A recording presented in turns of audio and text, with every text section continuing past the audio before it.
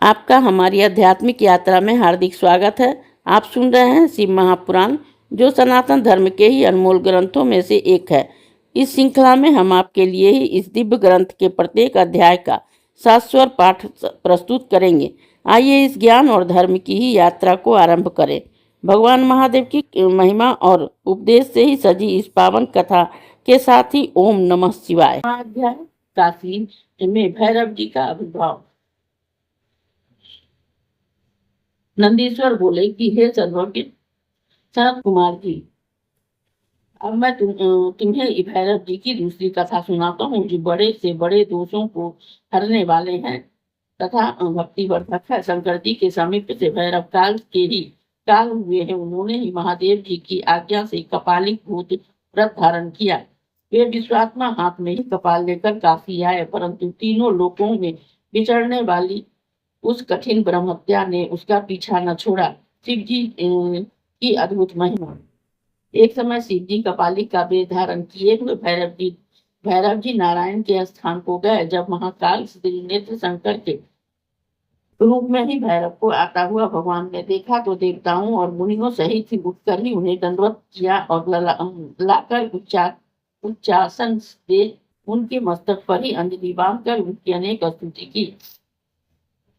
पश्चात उन्होंने कमलायन लक्ष्मी से कहा कि हे प्रिय, हे कमलानयने, हे अनिधे, हे सुभुजे, तुम धन्य हो। हे देवी, आज हम तुम दोनों बड़े धन्य हैं। जो जगतपति शिव जी का दर्शन किया है, यही वह प्रभु और ईश्वर है कि जिन विधाता ने लोकों को धारण कर रखा है, यही वह अनादि सरल शांत और 26 तत्वों से युक्त है। जो योगियों में ईश्वर, भूतों में स्वामी, सब प्राणियों के अंतर्यामी और सर्वदा सब कुछ देने वाले हैं, इन्हीं योगी जन समाधि में बुद्धि द्वारा देखते हैं। वही है इनको देखो, इन्हें ही योगी जन मन स्थिर कर देखते हैं। ये वही सर्वव्यापक रूप रहित और सगुण रूप धारण किए यहाँ आए हैं। इसका दर्शन कर ही मनुष्य आवागमन से छूट जाता है।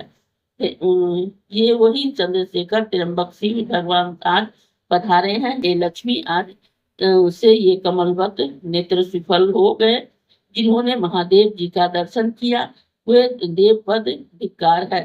जिसने शंकर जी का दर्शन न किया हो, यही निर्माण दाता है और दुखों के नाशक हैं।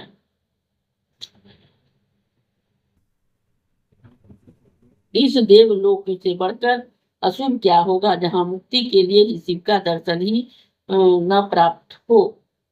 ऐसा कहकर विष्णु जी प्रसन्न हो शिव जी से बोले कि हे विभो, हे देव देव, हे सर्वज्ञ, हे सर्व पाप हरता, हे अविनाशी, आप किस लिए भ्रमण कर रहे हैं।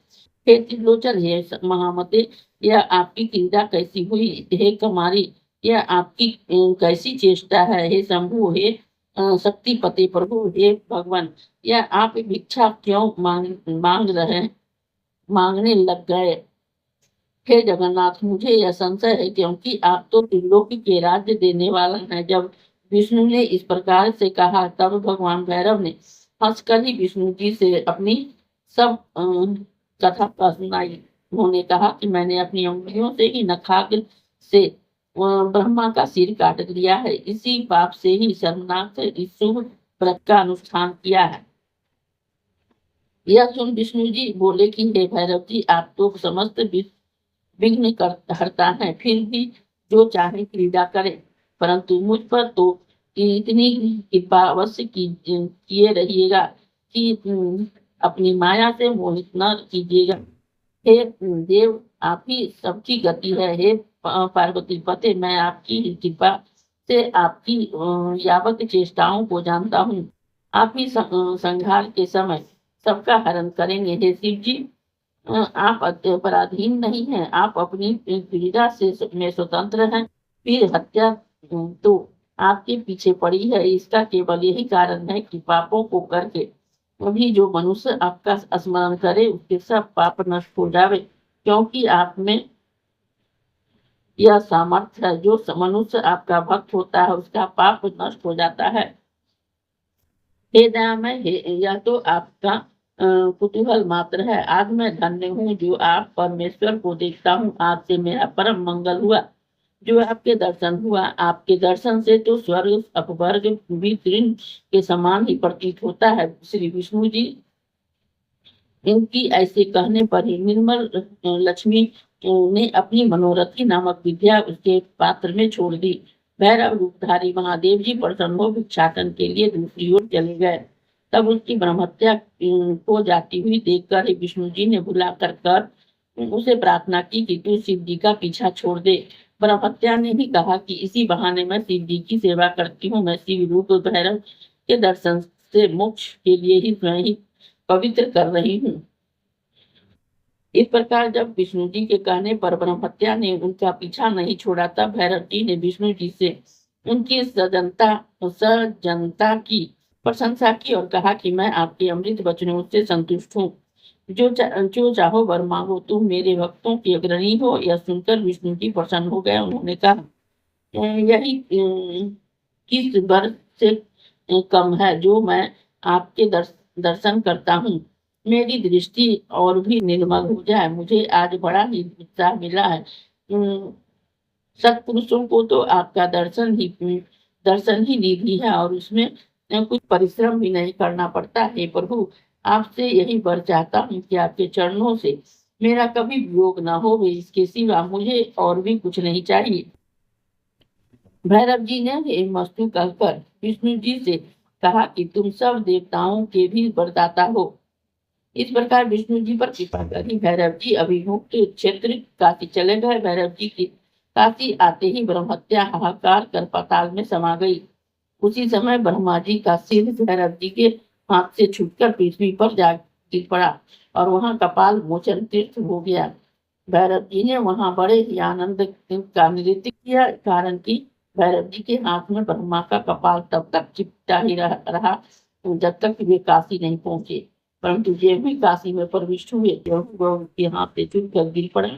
इससे उसको बड़ी प्रसन्नता हुई और वे नाचने लगे।